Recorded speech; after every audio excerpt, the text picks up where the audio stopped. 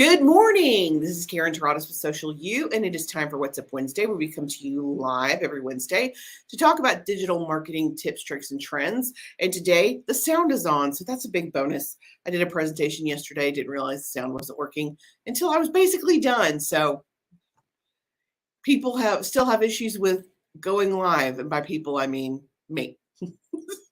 So this month, we're talking about spring cleaning, your marketing, your social media, your website, your business, the whole thing. And this week we're doing spring cleaning your website. Next week, we're going to talk about your marketing plan. But as a business owner, you have to take time to review your own plan so that you know you're going in the right direction. And I believe last week we did social media. Yeah, we did. And the first week of the month, we did spring clean your business. So there are tips in there. So you can just, if you want to go back and look at those videos, you absolutely can. But let's go ahead and jump in for today and get started. It's not a long list, but some of the stuff on here is going to take you a minute to do. Number one, first and foremost, check your domain, check your name, check your hosting plan. Do you have a good hosting plan? Once upon a time, Bluehost used to be awesome, and now not so much. They've gotten so big that their customer service is not what it once was. We have a company we use, Site Mason, that does hosting for us, who I love. You can actually pay for hosting that includes edits, so that if you need to make an edit to your website, you're not paying a fee by the minute for somebody to do it. It's built in so that there's no surprise fees, which I love. But make sure your domain doesn't need to be renewed and you have the domains you need, like your name. I have KarenTaradas.com, and if you go to that URL, it pushes you directly to our website. So make sure that all of your URLs are ready and they're yours. And you may want to check and make sure you're the administrator. It does happen sometimes with some website companies. When you get them to host, they own it, and no one should own your website but you. Number two, your SSL. Okay, what is an SSL? It is that little lock that appears in Chrome where your URL is next to your URL. And if you don't have it, Google is really getting very weird about letting people see your website. What does that mean to you? It means last week I was doing a proposal for a client, and I went to look at her website so I could get some information, and I couldn't look at it because she didn't have a SSL, and Google said this site is not safe, and it totally blocked me out. Crazy. So if you haven't done that yet, please make sure you've done it. And if, of course, like I don't know how to do that myself, I just gave it to my web guy. The charge was minimal and he hooked it up, and easy. You have to purchase the certificate, but it's like $50, and then they hook it up. It's not hard. For them, it would be for me, but for them, it's easy. Okay, number three, test on all your browsers and devices. What we're seeing even today is that a lot of websites don't do well on mobile, which is crazy, because the percentage of people who only get online on their mobile is growing. So you have to make sure, just check it and make sure that your website looks like it's supposed to look while you're on your phone. Number four, check all the links. That means check your social media icons and make sure they're going to the right place. I cannot tell you how many audits we've done where I check those links and they go to nowhere, or they go to the personal account instead of the business account. Just check them and make sure they're going where you need them to go. Update number five, update and check your contact info. Google apparently hates me and they won't let me change my address online. And we've tried through Google My Business to correct the address. I think I've been in this office for 3 years and it will not recognize it as the new address. And I cannot tell you how many times we've submitted that thing. But you just check your stuff and make sure it's right. Is your contact information correct? Does it have the right phone number? Does it have the right address on there? Does it have the right method to contact you? Is your Calendly link working? Just check it and make sure that your stuff is working. Number six, functionality. If you have a form where people can submit their name and their email to get something from you, please make sure that it works. Please make sure that whatever they are asking for, they actually get. And then they get a thank you email that says, thank you for seeking me out, or thank you for requesting our download. Because nothing is going to leave a bad taste in someone's mouth like going to get something that you offer, and not only can they not get it, or it's a problem, then they give you their email and then they never hear from you again, or they don't get what they signed up for. It just doesn't bode well. So make sure that your forms and your links and that kind of stuff, especially your forms, work. Okie doke. Number 7. Yeah, we're on 7. Functionality forms 7. Proofread your website. Yes, the whole thing. Everybody's website, book, project, white paper, there's a typo in it. People are human. And once you've read it a couple of times, you have a tendency to miss stuff. I know I do. Once I've read anything twice, that's it. I'm not going to catch any kind of discrepancy after that. So you may need to get one of your team members to read it to make sure that there's no typos, but just read it and make sure that the information is correct. I was a little startled when our intern, who's been with me for less than 6 months, she's like, look what I found on our website. That's so good.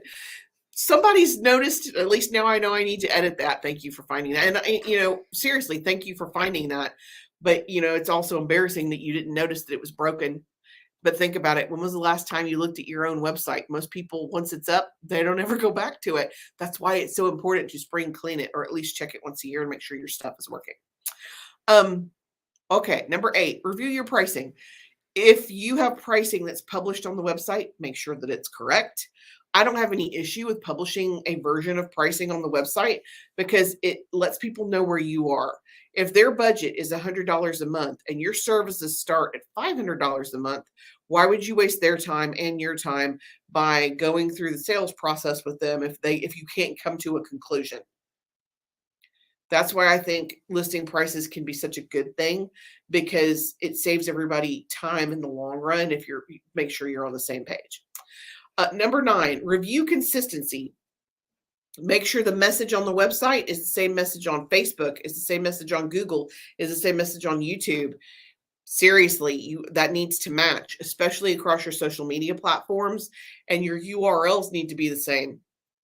If you're going to be MadisonSellsCupcakes.com for your URL, then you need to be Madison Sells Cupcakes on Facebook instead of Cupcakes by Madison or Mad's Cakes or whatever variation of the name is. It needs to be consistent across all your platforms, so it makes people easy to find you. Number 10, content audit. Take a look at your actual content. Now, I know proofreading for typos is one thing, but checking for the message is something a little bit different, especially on your homepage. You really have to tell people what's in it for them and why they want to use your services. And that's, to me, one of the biggest obstacles, because most business owners can't get out of their own way, me included. I had to have, seriously, when we wrote the copy for the website, it was a process to make sure that we were getting it correct. Doing it correctly. That sounds better. To make sure that it was right so that the content was giving the message that we wanted to give. And check your pictures too. Do they still work for you? Do they need to be updated? Number 11, update your news. If you have a news tab on your website and your last piece of news is from 2011, time to update that bad boy or take it down. You don't have current news, remove the tab, because nothing looks worse than you not being current with what you're doing. It makes you look like you're either careless or lazy, and nobody wants either one of those things. You can also add a blog. If you are not blogging, I highly recommend it. There's a few reasons why. The big reason, it's great for your SEO. It is the best way for you to show people your expertise and talk about what you want to talk about and gain search engine optimization for your website. 50 is the magic number. We started seeing people calling us because they found me on Google once we hit 50 for blogs. And it's great content. You should be able to get multiple social media posts out of a single blog. Seriously. Number 12, review your analytics so you can find out what's working for you. Google Analytics are free. Some of the best things that you can find out in your Google Analytics are the pages that people are spending their time on, and make sure that those are the pages that are the best for you. The words they're using to get to you, so you can build those words organically into your social media posts and into your blog posts. and then how long they're staying. If they're bouncing off your homepage, something's wrong with the homepage. So you want to make sure that it's correct and that you're giving them a reason to be there. Number 13, you need to verify your call to action. Is it timely? Is it valuable? Are you giving value? Are you educating, informing, entertaining? Are you giving them what they need so that they want your download? You need to check and see if those are working. And number 14, ask for feedback. Seriously, you have the ability to talk to your clients, your vendors, your team, get them to take a look and tell you what they think, because nobody wants to be told that this project that they've worked on, their website is not functional. But for your own good as a business owner, you need to know. So getting your team to kind of get in it with you and make sure that everything's where it needs to be, it's a good idea. Or asking a customer, hey, if you weren't a customer now, would this website encourage you to become a customer? They'll tell you. And that's the kind of information that you need. That is it for me today for spring cleaning your website. And I know some of these things you can't do yourself. Some of these things you have to get your webmaster to do, and that's okay. That's why we have webmasters. Next week, we are going to do spring clean your marketing plan, and I am open for suggestions for our May theme.